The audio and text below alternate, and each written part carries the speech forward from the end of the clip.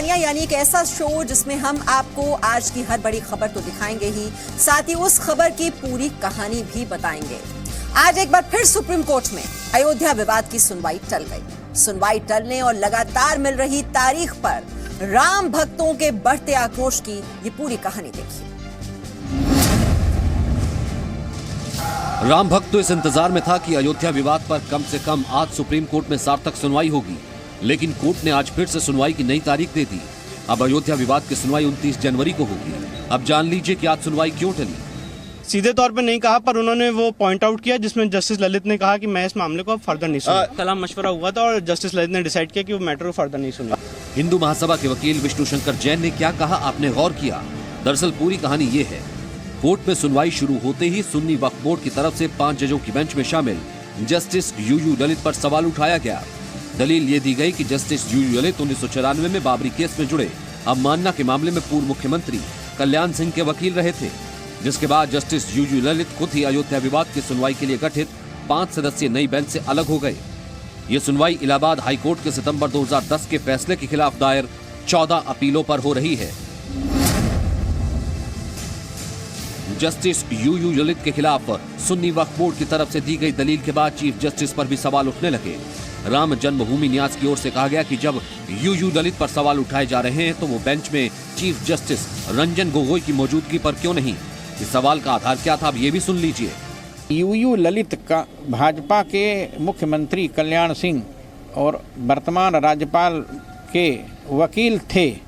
यदि उनको इस आरोप में हटाने के लिए निर्णय माननीय जज महोदय ले सकते हैं तो मेरा कहना है कि केशव चंद्र गगोई के बेटे हैं माननीय जज महोदय गगोई जी, उनको भी अपना नाम वापस ले लेना चाहिए, क्योंकि देश की जनता को विश्वास नहीं है कि कांग्रेस का बेटा हमारे पक्ष में या रामलला के पक्ष में या हिंदुत्व के पक्ष में कोई निर्णय ले सकता है।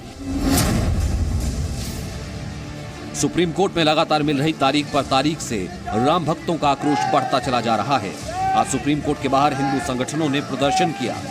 चीफ जस्टिस रंजन गोगोई, इसने जो कपिल सिब्बल की बात को मानते हुए 2017 से इस मामले को जो बार बार टाला जा रहा है, उसके विरोध में हम यहाँ हैं कि इसको जल्दी निपटाया जाए। हम अपने राम मंदिर के लिए प्रोटेस्ट कर रहे हैं कि इसका फैसला जल्दी से जल्दी हो, क्योंकि ये देर पे देरी करी जा रहे हैं और इसमें कपिल सिब्बल जी का पूरा आता है। वर्तमान परिस्थिति में 10 जनवरी से 29 जनवरी तक की तारीख हमको लंबी तारीख लग रही है। यह तो ठीक है कि हिंदू समाज के पास में अनंत धैर्य है, पर उस धैर्य की इस तरह से लगातार परीक्षा नहीं ली जानी चाहिए। तारीख पे तारीख वाला ये जो है, इससे ऐसा लगता है कि या तो अपनी जिम्मेदारियों से बचना चाहते हैं कि कोई और ही निर्णय कर ले, हम वहाँ तक ना जाएं, या कुछ न कुछ, या फिर बहुसंख्यक समाज की जो है आस्थाओं की उनके नजरों में कोई सम्मान नहीं है। हिंदूवादी संगठनों का मानना है कि राम मंदिर का मामला सुप्रीम कोर्ट की प्राथमिकता में नहीं है। आरएसएस, विश्व हिंदू परिषद जैसे संगठन अयोध्या विवाद पर जल्द सुनवाई की मांग कर रहे हैं। राम मंदिर पर जल्द सुनवाई की मांग पर चीफ जस्टिस रंजन गोगोई ने खुद भी ये कहा था कि हमारी अपनी प्राथमिकता है। तो राम मंदिर पर आज सुनवाई क्यों टली? राम मंदिर पर आज सुनवाई टालने का असली खलनायक कौन है, अब ये जान लीजिए।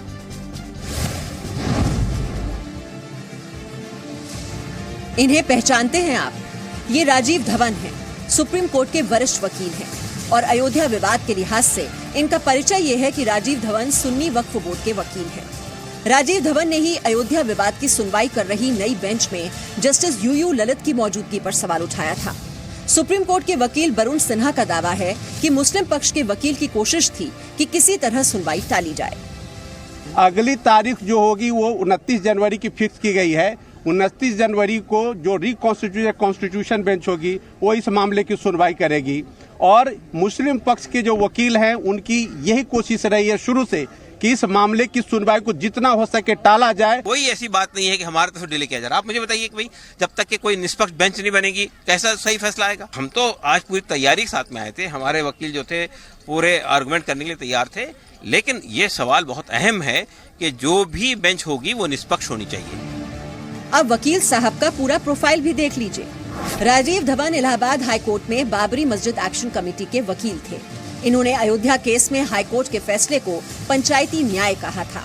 आतंकी याकूब मेमन की फांसी न हो, इसके लिए सुप्रीम कोर्ट को लिखे खत में राजीव धवन के भी हस्ताक्षर थे।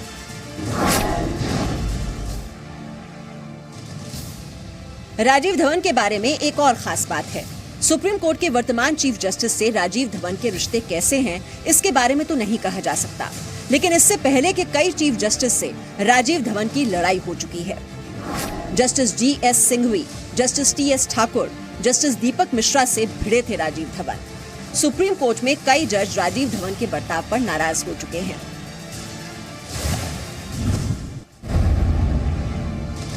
अयोध्या विवाद पर अगली सुनवाई की तारीख 29 जनवरी तो तय कर दी गई, लेकिन हो सकता है कि 29 जनवरी को भी तारीख ही मिले।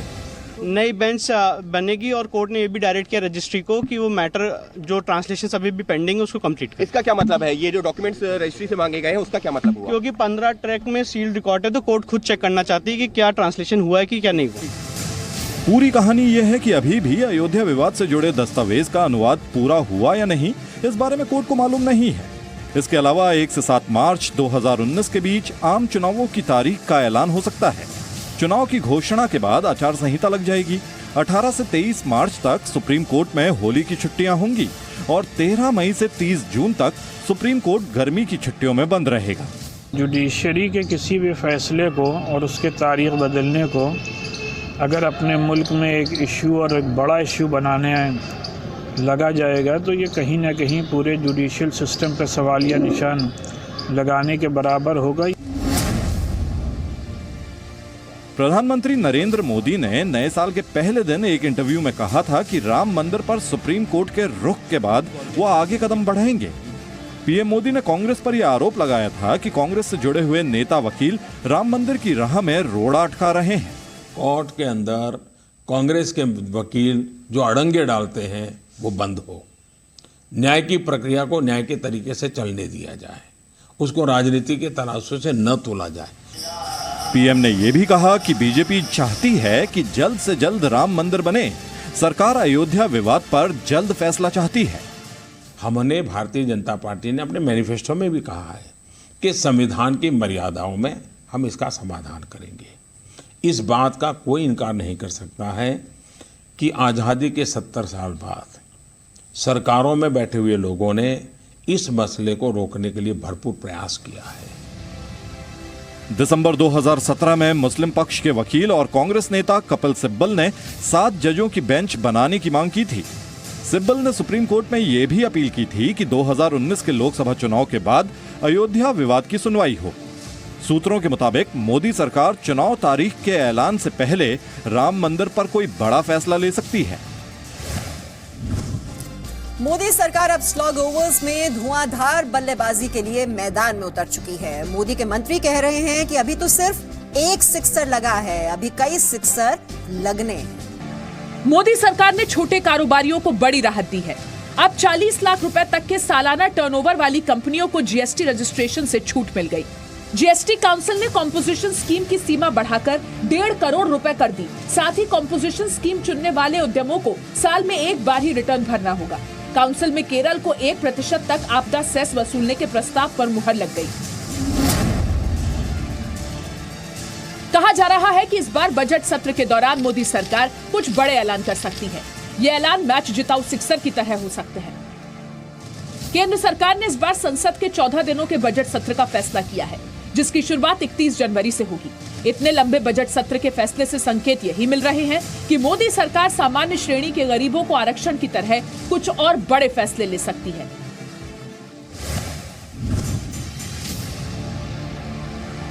अब आप सोच रहे होंगे कि मोदी सरकार चुनाव से पहले स्लॉग ओवर्स में और कितने सिक्सर लगाएगी और ये सिक्सर मैदान के किस तरफ लगेंगे।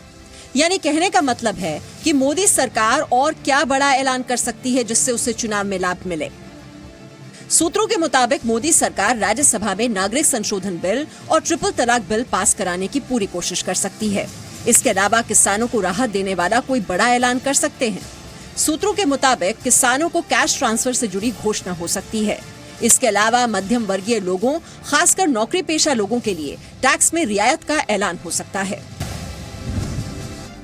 Army chief general Bipin Rawat ने कहा है कि अगर भारत को अफगानिस्तान में रुचि है तो उसे तालिबान से बात करनी चाहिए। वहीं कश्मीर में हालात क्या हैं, उस पर आर्मी चीफ ने क्या कहा, आइए ये भी आपको दिखाते हैं। As far as the internal security situation is concerned, you all are all well aware. We are gradually moving forward to bring the situation under better control. I am not saying that the situation in J&K is completely under control. It needs to be brought under better control. We are adopting a hard power and a soft power approach. Both approaches need to be adopted. But the offer to the terrorists to come over ground, look at peace, is always there.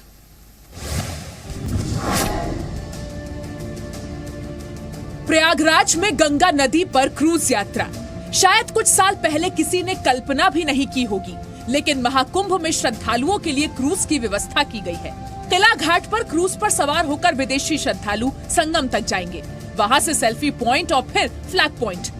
ये वो हिस्सा, पिछला हिस्सा जहां पर यात्री बैठेंगे, वो इस जगह पर ये जो लाइफ जैकेट्स रखे हैं इसका इस्तेमाल भी कर सकते हैं। तमाम जो यात्री इसमें बैठेंगे उनको लाइफ जैकेट पहनाकर इस क्रूज में बैठाया जाएगा, ताकि जो इस यात्रा के दौरान वो बेहद सुरक्षित रहें और उनकी जो यात्रा है वो सहूलियत भरी तो हो, वो खास तो हो, साथ ही साथ ये यात्रा सुरक्षित भी हो। तो इस बार अगर आप प्रयागराज कुंभ मेले में इस क्रूज के जरिए आने की सोच रहे हैं तो ये जरूर जान लीजिए कि एक खास यात्रा तो होगी ही होगी। आपके लिए ये एक सुगम और सुरक्षित यात्रा भी साबित होने वाली है।